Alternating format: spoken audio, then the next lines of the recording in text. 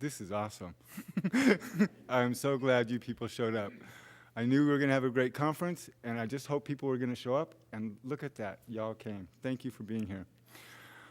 So now to my prepared remarks. Thank you, Louis. Before we go any further, I'd like to take a moment to acknowledge the small army of committee members and volunteers who have made today possible.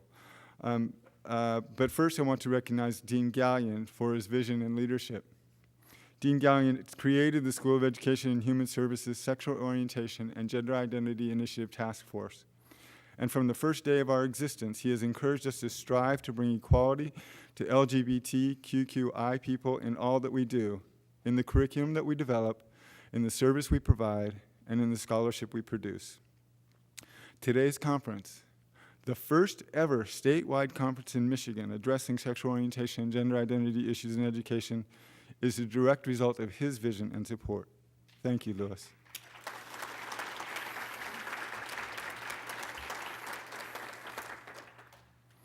If you are a member of the SOGI Initiative Task Force or a volunteer today, will you please rise and be recognized?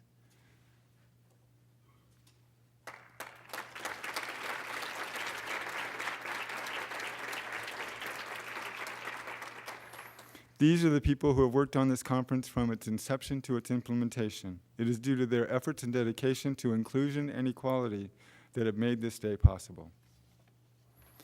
Most importantly, I thank Jim Shishelsky, my life partner and husband of 23 years. Without him, I would not be here.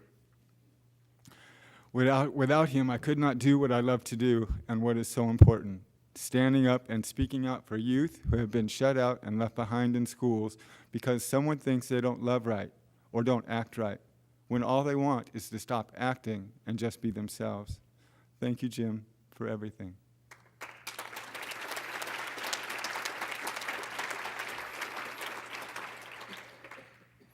To all those in attendance today, I want to share with you why you have been invited to participate in the Michigan SOGI Education Conference, and not the Michigan Gay, Lesbian, Bisexual, Transgender, Queer, Questioning, and Intersex Education Conference.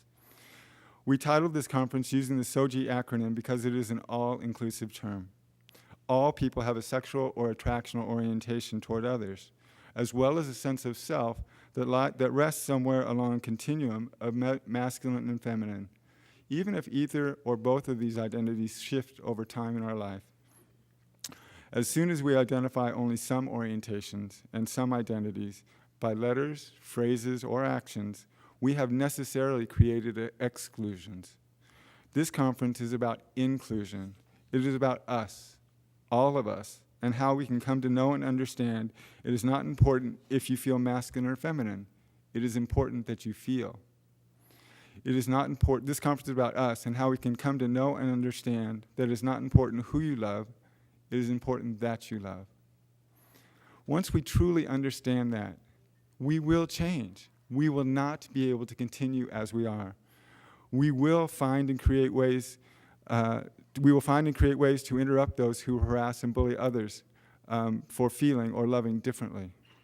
We will find and create ways to include LGBTQI people in our classrooms and in our curriculum. We will find or create ways to deepen our understanding and improve our policies and practices so all are fully included and respected in our schools and in our communities. It is now my pleasure and honor to introduce our keynote speaker, Dr. Eliza Byard. Dr. Byard is the Executive Director of GLSEN, the Gay, Lesbian, and Straight Education Network. Founded in 1990, GLSEN is the leading national organization focusing on ensuring safe schools for all students.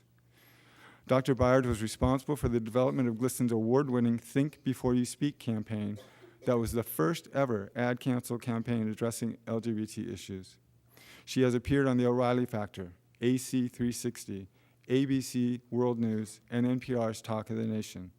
She currently serves on the LGBT Youth Suicide Prevention Task Force for the National Action Alliance for Suicide Prevention.